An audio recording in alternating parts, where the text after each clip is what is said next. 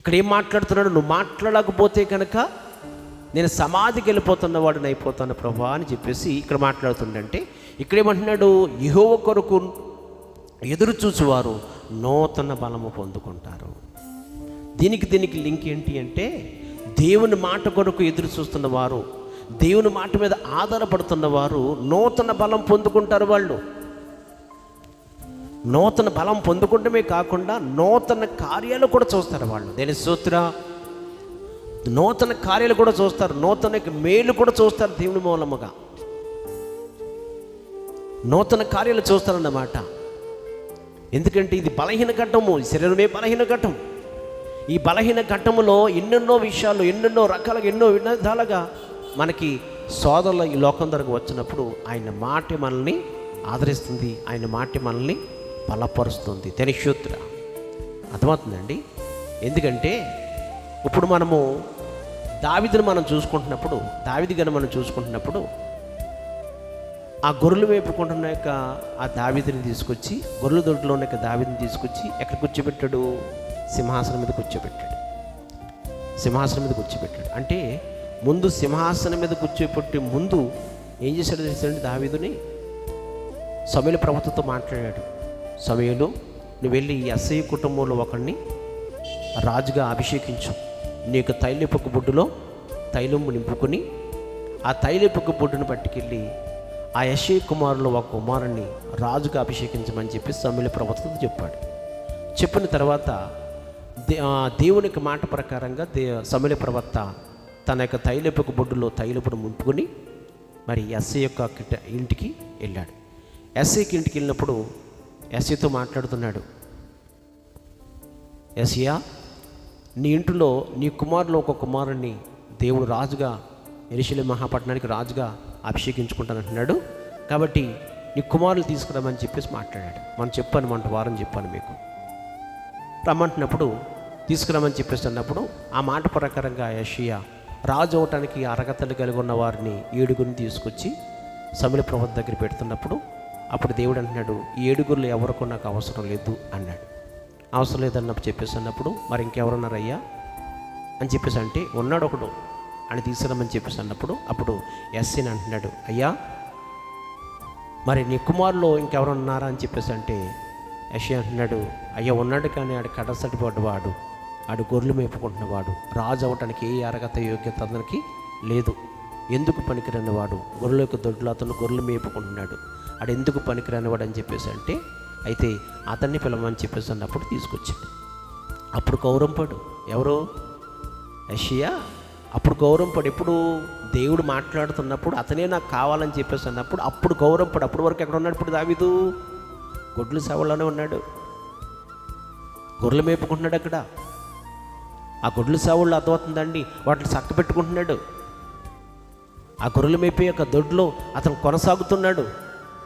ఎప్పుడైతే దేవుడు మాట్లాడాడో, దేవుడు మాట్లాడిన తర్వాత ఆ గొర్రెల యొక్క దొడ్లో ఉన్న యొక్క దావీదుని తీసుకొచ్చాడు. ఇక్కడ దీని శూద్ర తీసుకొచ్చిన తర్వాత నిలబెట్టిన తర్వాత అప్పుడు ఇతనే నాకు కావాలని చెప్పేసి అన్నాడు. ఇతనే నాకు కావాలి, ఇతనే నాకు అవసరం అని చెప్పేసి అన్నప్పుడు సమూయేలు అంటాడు, అయ్యా ఏంటది? రాజు అవ్వటానికి ఎన్ని అర్హతలు ఉండాలి? ఎందుకంటే ఈ రోజున పోలీసు అవ్వాలన్నా, ఎస్సీ అవ్వాలన్నా అర్థమవుతుందండి.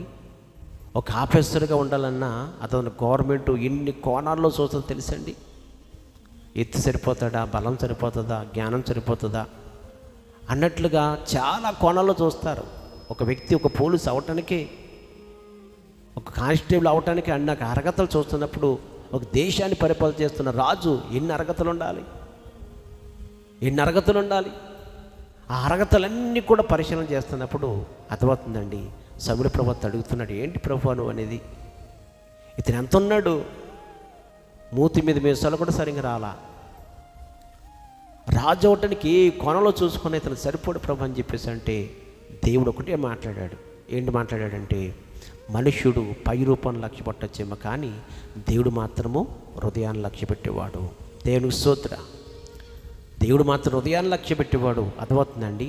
నాకు ఈ లోకంతో సంబంధం లేదు. నాకు కావలసిన వారు నాకు అవసరమైన వారు ఈ లోకములో ఉన్నవారితో సంబంధం లేదు. ఆడు ఎత్తుగా ఉన్నాడా, బలముగా ఉన్నవాడా, మంచి జ్ఞానవంతుడా, తెలివితేటలు కలుగున్నవాడా, లోకాన్ని పరిపాలన చేసి అన్ని అర్హతలు ఉన్నాయా లేవా అనే అద్భుతాన్ని లోకములో ఉన్న వాటిని బట్టి నేను మాత్రం కూడా చూడను. వాడి హృదయం ఎలా ఉంది, వాడి హృదయంలో నాకు చోటు ఉందా లేదా, వాడు నా మాట ప్రకారంగా జీవిస్తాడా లేదా, నా మాటల మీద ఆధారపడతాడా లేదా, అదే నేను చూస్తానంతే. నేను హృదయాన్ని మాత్రమే లక్ష్య పెడతాను తప్ప పై రూపాన్ని మాత్రం లక్ష్య పెట్టాను. దావీదు నాకు ఇష్టానుసరమైన మనుషుడు. సమూయేలు అడుగుంటాడు, నీకు ఇష్టానుసరమైన మనుషుడు ఎలాగయ్యాడయ్యా దావీదు? మూతి మీద మీసాలు కూడా సరిగ్గా మలవలేదు. ఆడు భక్తి ఎంతకాలం చేస్తుంటాడు, కొంతకాలమే చేస్తుంటాడు. తెలిసిన వయసులో భక్తి ఎలాగొన్నా కానీ తెలిసిన తర్వాత భక్తి చేసింది ఎంత కొద్దో గొప్ప చేశాడు. ఆ వయసులోనూ అతనికి ఇష్టానుసరమైన మనుషుడు ఎలాగయ్యాడు? ఆ వయసులో చేసిన భక్తిని బట్టి నీకు ఇష్టానుసరమైన మనుషుడు ఎలాగయ్యాడు అని చెప్పేసి అంటే దేవుడు అంటున్నాడు, ఆలోచించండి, అతను నాకు ఇష్టానుసరమైన నా ఉద్దేశములన్నీ కూడా అతను నెరవేరుస్తున్నాడు. నా కొరకు కనిపెడుతున్నాడు వాడు. యెషయా గ్రంథంలో అంటున్నాడు, యెహోవా కొరకు కనిపెట్టువాడు నూతన బలం పొందుకుంటాడు. వాడు నా కొరకు కనిపెడుతున్నాడు. లోకానికి ఎలాగొన్నది కాదు. దావీదుకున్న లక్షణం ఏంటంటే, తండ్రికి నచ్చిన రీతిలో ఉన్నానా, అన్నగాళ్ళకి నచ్చే రీతిలో ఉన్నానా, లోకాన్ని మెప్పించే రీతిలో ఉన్నానా అని టార్గెట్ పెట్టుకున్నాడు దావీదు. నన్ను టార్గెట్గా పెట్టుకున్నాడు. నువ్వు మాట్లాడకపోతే నేను సమాధికి వెళ్ళిపోతున్న వాడిని అయిపోతాను ప్రభువా, నువ్వు మాట్లాడు నాతోటి అన్నట్లుగా నా మాటల మీద ఆధారపడ్డాడు, నా మాటల మీద ఆనుకున్నాడు, నా మాటల మీద అతను ఎదురు చూస్తున్నాడు అతను. అందుకని దావీదు లోకానికి నచ్చకపోవచ్చేమో కానీ దావీదు నాకు నచ్చాడు దావీదు. ఆడు చిన్నవాడైతే ఏమి, ఆడు మూతి మీద మీసాలు రాకపోతే ఏమి, ఆడు నాకు నచ్చాడు కాబట్టి నాకు నచ్చిన వాడిని శిఖరం ఎక్కిస్తానని చెప్పేసి అన్నాడు. దినేశ్వత్రా ఏమే శిఖరం ఎక్కిస్తాను వాడిని, శిఖరం ఎక్కిస్తాను. ఎవరైతే హీనంగా చూశారో, ఎవరైతే అర్థమవుతుందండి ఏలనగా మాట్లాడారో, ఎవరైతే భయంకరంగా అతన్ని ఎందుకు పనికిరాని వాడని చెప్పేసి అన్నారో వారి మధ్యనే కలుడుగా నేను వాడిని నిలబెడతానని చెప్పేసి అన్నాడు. వాడిని తలగా పెడతాను నేను. ఆమేన్. అవును, దేవుని దృష్టికి నువ్వు ఇష్టముగా ఉంటే కనుక బలహీనమైన వాడిని కూడా దేవుడు బలముగా వాడుకుంటాడు. యేసోబు విషయంలో అర్థమవుతుందండి. యేసోబు విషయంలో అందరూ అన్నగారులు 11 మంది అన్నగారులు అతను హీనంగా చూశారు, ఎందుకు పనికిరాని వాడుగా చూశారు. చంపడానికి కూడా వెనకం చేయకుండా చంపడానికి కూడా అతను చూశారు. అన్నగారికి హీనముగా ఉన్నాడు, కానీ యేసోబు దేవుడి దృష్టిలో మాత్రము గనుడుగా ఉన్నాడు. గనుడుగా ఎలాగున్నాడో తెలుసండి, ఎలాగయ్యాడో తెలుసండి, యెహోవా కొరకు కనిపెట్టుకున్నవాడే నూతన బలము, నూతన కార్యాలు వాడు చూస్తాడు. ఆమేన్. ఇది కదా దేవుడికి కావలసింది. నూతన బలము, నూతన కార్యాలను చూడాలంటే కనుక యెహోవా కొరకు కనిపెట్టు. లోకానికి నచ్చే రీతిలో కాదు ఉండవలసింది, లోకానికి మెప్పించే రీతిలో అతను దేవుని దృష్టికి నీతిగాను యథార్థవంతుగాను దేవునికి ఇష్టమైనట్టు వ్యక్తిగా ఉన్నాను లేదా నువ్వే నువ్వు టార్గెట్ పెట్టుకోవాలి. గమనించండి, ఒక రోజున దావీదు గారు అన్నగారులు అందరూ కూడా యుద్ధానికి వెళ్తున్నప్పుడు యుద్ధ యొక్క ఆ ప్లేస్లో ఉన్నప్పుడు అన్నగారులకి ఆహారం పట్టుకెళ్ళాడు. ఎవరు? ఈ దావీదు గారు అన్నగారులకి ఆహారం పట్టుకెళ్ళి ఆహారం ఇచ్చేసి, అన్నగారులరా యుద్ధం ఎంతవరకు వచ్చిందని చెప్పేసి అడిగాడు దావీదు గారు. అన్నగారులు ఏమన్నారు తెలుసండి, మరి నీకు ఎందుకురా, యుద్ధానికి సంబంధించిన కౌరులు నీకు ఎందుకు? అలా కాదయ్యా, ఆహారం ఇచ్చేసి యుద్ధం ఎంతవరకు వచ్చిందో తెలుసుకోమని చెప్పేసి నాన్నగారు చెప్పారు కాబట్టి వాళ్ళ నాన్నగారికి చెప్పాలి కదా అని చెప్పేసి చెప్పవులే. ఏం చెప్పమంటావు నువ్వు? ఏం చెప్తే నీకు ఏమర్థమవుతుంది యుద్ధం విషయంలోనో? నీకు ఏం చెప్తే ఏమర్థమవుతుంది నీకు? జానంత లేవు నీకు, ఎందుకురా యుద్ధానికి సంబంధించిన విషయంలో? ఆహారం ఇచ్చే కదా పో అన్నారు. ఆహారం ఇచ్చే కదా పో అని చెప్పేసి దావీదు అన్నాడు, అలా కదా చెప్పు అని చెప్పేసి అంటే ఏం చెప్పమంటావు? పదే అడుగుతున్నావు, ఏం చెప్పమంటావు? అదిగో ఆడున్నాడు గొలియాతు, 2 తాడు చెట్లంతా ఎత్తున్నాడు వాడు, ఆయన చంపాలంట. ఏం చేయమంటావు? అదిగో ఆయన చంపాలంట. ఆయన చెప్తే మొత్తం ఫిలిష్తీయులందరూ కూడా ఓడిపోయినట్టు లెక్క అంట. చెప్పాను ఏం చేస్తావు అని చెప్పేసి అంటే దావీదు అంటున్నాడు, అయితే అతను నేను చంపేస్తానన్నాడు. ధనిష్యోత్తురా, మరి పిచ్చెక్కిందా నీకు? తమ్ముడా దావీదా, నీకేం పిచ్చెక్కింది ఏంట్రా? ఆడు ఎంత ఉన్నాడు అనుకుంటున్నా? 2 తాడి చెట్లు అంత ఎత్తున్నాడు వాడు, బలాశూరుడైన యొక్క ఆ గొలియాతుకి కొద్దో గొప్ప సరిపడిగా ఉన్న మామే దాక్కున్నాం. ఆయన చూసి అర్థమవుతుందండి. ఆడిని ఎత్తుని చూసి, ఆడి బలను చూసి, ఆడిని చూసి మేము దాక్కున్నప్పుడు రాజుగారు కూడా అర్థమవుతుందండి, డేరాలో దాక్కున్నాడు వాడు. రాజుగారు కూడా ఆ డేరా అర్థమవుతుందండి. రాజు కూడా దాక్కున్నప్పుడు మేమేం చేయలేనప్పుడు మూతి మీద వేసం రాని నువ్వేం చేయగలుగుతారని చెప్పేసి అంటే దావీదు అంటున్నాడు, యెహోవా నామంలో చంపేస్తాను అతన్ని. దినేశ్వత్రా, యెహోవా నామంలో నేను అతన్ని. ఎలాగొచ్చిందండి అతనికి ఆ బలము, ఆ ధైర్యం ఎలాగొచ్చింది? ఆ ధైర్యము, ఆ బలము, ఆ శక్తి, ఆ ఆలోచన ఎలాగొచ్చింది దావీదుకి? అసలే ఆ వయసులో రావాల్సిన ఆలోచన లేని దావీదుకి చెప్పండి. మూతి మీద మేసం రానటి యొక్క వయసులో రావాల్సిన ఆలోచన, మాట్లాడవలసిన మాటల. మీకు పిల్లలు ఉన్నారు, అర్థమవుతుందండి. మీకు పిల్లలు ఉన్నారు. ఏరి దేవుని మందిరంలో ఉన్నవారేరి? దేవుని మందిరంలోకి వచ్చిన వారు ఎంతమంది ఉన్నారు? ఆ వయసులో ఉన్నవారు చెప్పరేంటండి? ఆ వయసులో దావీదు వయసులో ఉన్నవారు కూడా మీకు పిల్లలు ఉన్నారు. మీరు దేవుని మందిరానికి, అదవుతుంది దేవుని మందిరానికి తీసుకొచ్చిన వారేరి? దేవుని మందిరంలో ఉన్నవారేరి? ఆ వయసులో ఉన్నవారు మీ పిల్లలు ఉన్నారు. ఈ లోకములో ఉన్న వాటిని, ఈ లోకములో ఉన్న ఆ దుర్నీతిని ఎంతమందిని జయించి దేవునికి పరిపూర్ణముగా లోబడి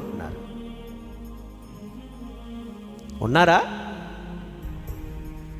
ప్రార్థనకు రావట్లేదంటే ప్రార్థనకు రానంటారని మరి ఏం చేయమంటారండి?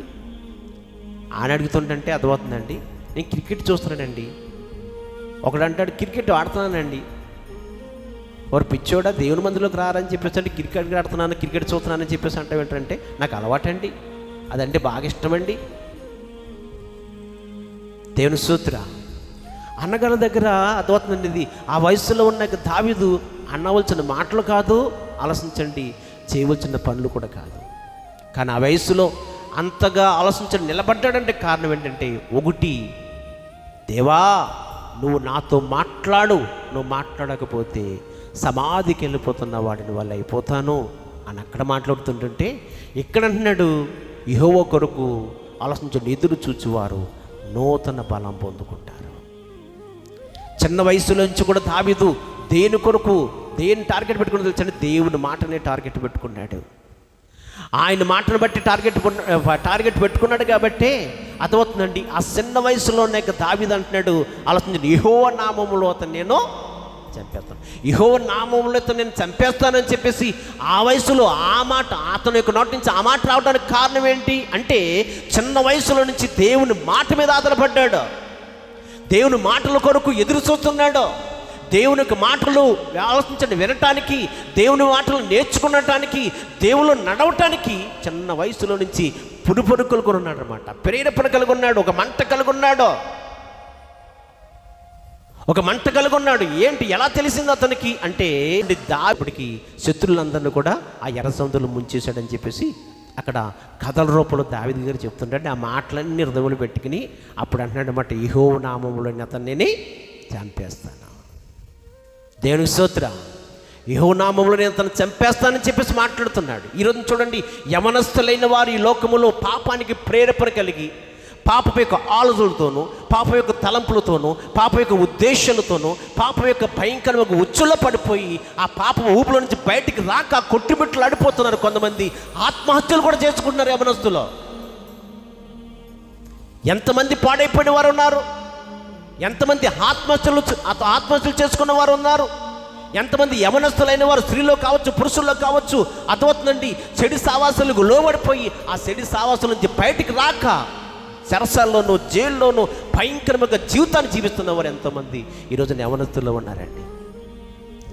అంత హీనమైన బ్రతుకు, యవన కాలంలోనే అంత హీనమైన బ్రతుకు వాళ్ళ జీవితంలోకి రావడానికి కారణం ఏంటి తెలుసా? కారణం తెలుసండి, దేవుని మాట కొరకు ఎదురు చూసే మనస్తత్వం వరకు లేదు. ఈరోజున పెద్దవారైన మీరు కూడా, వాక్యం అంటున్న మీరు కూడా ఆ మాటలు వాళ్ళకి చెప్పడానికి ఏమాత్రం కూడా ముందుకు రాకపోయేటప్పటికీ బిడ్డలు కూడా నాశనం అయిపోవడానికి కారకులు అవుతున్నారు ఈరోజు చాలామంది కూడా. గమనించండి, పరిశుద్ధాత్మ దేవుడు మాట్లాడుతున్న మాటను జ్ఞాపం చేసుకోండి. కైనా ప్యాకెట్లకి, సిగరెట్లకి, గంజాయిలకి, తాగుడికి, వ్యభిచారానికి, ఈ లోకస్తుని యొక్క సాతాన్ని కలిగించే భయంకరమైన పాపానికి ఈరోజున యవనస్తులైన వారే ఎక్కువగా వాడు దాడిలో దొరికిపోతున్నారు, నాశనానికి దగ్గరైపోతున్నారు. దానికి కారణం ఏంటి తెలుసండి? ఆలోచించండి. దేవుని వాక్యము కొరకు ఆసక్తి కలిగి ఉండకపోవటమే, దేవుని కొరకు ఆసక్తి కలిగి ఉండకపోవటమే. బలహీనుడిగా ఉన్నావంటే కారణము, ప్రతి విషయంలో బలహీనుడిగా ఉన్నావంటే కారణం ఏంటంటే నువ్వు నీ యొక్క హృదయంలో వాక్యము కొరకు నువ్వు ఆసక్తి కలిగి జీవించకపోవటమే. దావీదు కోసం ఖచ్చితంగా చెప్తున్నాడు కదా దేవాది దేవుడు. ఏమని చెప్తున్నాడు? దావీదు నాకు ఇష్టానుసారమైన మనుషుడు, అతని ఉద్దేశములన్నీ కూడా నెరవేర్చిన వాడై ఉన్నాడు. ఇప్పుడు దేవుడి ఉద్దేశములన్నీ కూడా దావీదు నెరవేర్చుతున్నాడంటే దానికి కారణం ఏంటి? దావీదు దేవుని మాటలు వింటున్నాడు కాబట్టే కదా. దావీదు దేవునికి మాటలు వింటున్నాడు కాబట్టే, దేవుడు అతనితో మాట్లాడుతున్నాడు కాబట్టి దేవుడి ఉద్దేశాలన్నీ కూడా దావీదు నెరవేరుస్తున్నాడు. ఆమేన్. దేవుడి విషయములు అర్థమవుతుందండి.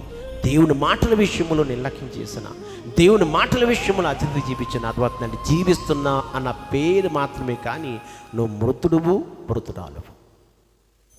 నువ్వు అనుకోవచ్చు, దేవుని మాట వినకపోయినా సరే నేను బలముగా ఉండగలుగుతాను, తృణముగా ఉండగలుగుతాను. తప్పు. దేవుని మాటలు వినకుండా, దేవుని మాటల కొరకు ఎదురు చూడకుండా నీవు ఆత్మీయంగా బలవంతులుగా ఉండటం అసాధ్యం అని కంపల్సరీగా చెప్తాను. యెహోవా కొరకు కనిపెట్టుకున్న వారు నూతన బలము పొందుకుంటారంట. ఆ బలము పొందుకున్న వారు ఎలా ఉంటారో తెలుసండి? పక్షిరాజు వలె ఎగురెగురుతూ వారు ముందుకి కొనసాగుతారంట. చూడండి, ఆ వాక్యం చదవం తల్లి. చదవమ్మ. యెహోవా కొరకు ఎదురు చూచువారు నూతన బలము పొందుతురు, వారు పక్షిరాజు వలె రెక్కల చాపి పైకు ఎగురుదురు, అలయక పరిగెత్తుదురు, సమ్మసిల్లక. గట్టిగా చప్పట్లు కొట్టి దీని వెంబడుదా. సమ్మసిల్లక వారు ఏం చేస్తారంటే వాళ్ళు నడిచిపోస్తారు. ఎందుకు పోస్తారు అంటే అర్థమవుతుందండి, నేను చెప్పాను కదా, ముందు చెప్పాను, ఈ శరీరం బలహీనమైనది. ప్రతి విషయంలో కూడా బలహీనముగానే ఉంటుంది, బలహీనముగా ఆలోచిస్తూ ఉంటుంది ఈ శరీరం ఎప్పుడైనా సరే. ఈ లోకములో శ్రమ అన్నాడు కదా ప్రభు. లోకములో శ్రమ అవుతుందండి. ఈ శ్రమను జయించాలంటే కనుక ఈ శరీరాన్ని బట్టి మనము ఏమాత్రం జయించలేము. ఈ శరీరాన్ని బట్టి మనం ఏమాత్రం చేయించలేము. ఈ శరీరాన్ని జయించాలంటే కనుక అర్థమవుతుందండి, యెహోవా కొరకు కనిపెట్టుకోవాలి. ఎందుకు అంటే ఆయన నూతన బలం మనకి ఇస్తాడు, నూతన బలం ఇస్తాడు. యేసు ప్రభు ఎన్నో విషయాలు, లోకాన్ని ఎలా జయించాలి, లోకములు ఎలా నడవాలి, తండ్రి యొక్క చిత్తం ఎలా నెరవేర్చాలి, అవన్నీ కూడా చాలా విషయాలు కూడా పునరుద్ధానం కోసం చెప్పాడు ప్రభు యేసుక్రీస్తు. లోకాన్ని ఎలా జయించాలో చెప్పాడు, లోకంలో ఎవడున్నాడో చెప్పాడు, అన్ని విధాలుగా కూడా చెప్పాడు. అవన్నీ నెరవేర్చాలని చెప్పేసి యేసు ప్రభు శిష్యులందరికీ చెప్పి చనిపోయిన తర్వాత అవన్నీ పక్కన పెట్టేశారు వాళ్ళందరూ కూడా. అవన్నీ పక్కన పెట్టేసి మళ్ళీ ఏం చేస్తున్నారు తెలుసండి? మళ్ళా వాళ్ళ బట్టికిని జీవనాధారం కొరకు వాళ్ళ బట్టికిని ఈ లోకంలో ఏదో పని చేసుకోవడానికి ప్రయత్నం చేస్తారు. అలా ప్రయత్నం చేస్తున్నప్పుడు మళ్ళా దేవుడు దర్శించి 40 రోజులు వాళ్ళతో ఉండి 40 రోజులు మళ్ళా బలపరిచి లాస్ట్గా ఒక బాధ చెప్పాడు. ఏం చెప్పాడు తెలుసండి? ఆ లాస్ట్ ఒక బాధ ఏంటంటే తెలుసండి, మీరందరూ కూడా యెరూషలేములో మీరు కనిపెట్టండి. యెరూషలేము ఎందుకు కనిపెట్టాలి ప్రభా? యెరూషలేములో మీరు కనిపెడుతున్నప్పుడు మీరు శక్తిని పొందుకుంటారు, మీ బలం పొందుకుంటారు. మీరు బలవంతులు అవుతారు అని యేసుప్రభు చెప్తే, అప్పుడు యేసుప్రభు చెప్పిన మాట ప్రకారంగా చెప్పి ఆయన ఆహ్వానం అయిపోయాడు పరలోక రాజ్యానికి. ఆహ్వానం అయిపోయిన తర్వాత యేసుప్రభు వెళ్ళిపోయిన తర్వాత ఆ మాటలు విన్న అద్భుత 120 మంది మాత్రమే ఆలోచించండి మేడగదులకు వెళ్ళి దేవుని బలము కొరకు, నూతన బలము కొరకు 10 రోజుల నుంచి ఉపవాసంతో కనిపెడుతున్నారంట. దినశోత్ర ఉపవాసంతో కనిపెడుతున్నప్పుడు 10వ రోజున దేవుడు వాళ్ళని దర్శించాడంట. ఏంటి ఆ దర్శనం అంటే పరలోకపు అగ్ని దర్శనంలో ఆ 120 మందిని ఆ మేడగదిలో ఉన్న వాళ్ళందరూ కూడా దర్శించి బలపరిచిన తర్వాత భూ దిగంతుల వరకు కూడా ప్రభువైన యేసుక్రీస్తుకి సాక్షిగా నిలబడ్డారు. భూ దిగంతుల వరకు కూడా వాళ్ళ ప్రాణం మీదకి వచ్చినా కానీ, రాళ్ళతో కొట్టినా కానీ, కొరలతో కొట్టినా కానీ చావనన్న సత్తం తప్ప మేము విన్న వాటిని ఉండగలుగుతామేమో. ఆయన మాతో మాట్లాడింది, మేము మా పట్ల ఆయన చేసినది, ఇవన్నీ చూసినప్పుడు ఆయన్ని మేము విన్న వాటిని మేము ఆలోచించండి, చూసిన వాటిని వివరించకుండా ప్రకటించకుండా ఉండగలుగుతామా అని చెప్పేసి ప్రాణం మీదకి వచ్చినా సరే అలా నిలబడ్డారు. లూడిషియా అలా నిలబడ్డారు. వాళ్ళు అలా నిలబడ్డారండి. రంపాలతో కోయబడుతున్నా కానీ, కొరలతో కొడుతున్నా కానీ, సరసాల్లో వేయబడుతున్నా కానీ, ఎన్ని శ్రమలు వచ్చినా ఈ లోకంలో ఎన్ని శ్రమలు వచ్చినా కానీ అదవుతుందండి. అలా నిలబడి క్రీస్తుకి సాక్షిగా నిలబడ్డారు. వాళ్ళు క్రీస్తుకి సాక్షిగా వారు నిలబడ్డారు. ఎందుకు క్రీస్తుకి సాక్షిగా నిలబడ్డారు అంటే, యెహోవా కొరకు కనిపెట్టుకున్నవాడు నూతన బలము పొందుకుంటాడు. వాడు 10 రోజులు ఆ మేడగదులు అండి దేవుని శక్తి కొరకు, దేవుని అభిషేకం కొరకు, పరిశుద్ధాత్మిక శక్తి కొరకు ఆ 120 మంది ఆ మేడగదులు 10 రోజుల నుంచి కనిపెడుతున్నప్పుడు నూతన బలము వారి మీదకి వచ్చింది. అప్పటి నుంచి అదవుతుందండి, ప్రాణాల మీదకి వచ్చినా కానీ డోంట్ కేర్ అన్నారు. మా ప్రాణాలు ఏమైపోయినా పర్లేదు, మా శరీరం ఏమైపోయినా పర్లేదు అనుకుని క్రీస్తుకి సాక్షిగా వారు నిలబడ్డారు. సాక్షులుగా వారు ఆలోచించండి దేవుని దృష్టికి వెళ్ళారు.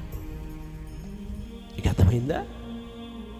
దావీదు అంటున్నాడు, ప్రభువా నాతో మాట్లాడయ్యా, యెహోవా నాతో మాట్లాడు, నువ్వు మాట్లాడకపోతే సమాధికి వెళ్ళిపోతున్న వాడిని అయిపోతాను ప్రభువా, నువ్వు నాతో మాట్లాడయ్యా, నువ్వు మాట్లాడకపోతే సమాధికి వెళ్ళిపోతాను, చచ్చిపోతున్న వాడిని అయిపోతానయ్యా, జీవిస్తున్నాను పేరు మాత్రమే కానీ చచ్చిపోతాను ప్రభువా, బ్రతకలేనయ్యా ఈ లోకములోను, నువ్వు లేని జీవితము ప్రభువా, చనిపోయిన వాడితో సమానమయ్యా, నువ్వు నాతో మాట్లాడు అని అక్కడ అంటుండంటే, యెహోవా కొరకు కనిపెట్టుకున్నవాడు నూతన బలం పొందుకుంటాడు. ఎందుకు కావాలి మనకి నూతన బలము? ఈ శరీరం బలహీనమై ఉంది.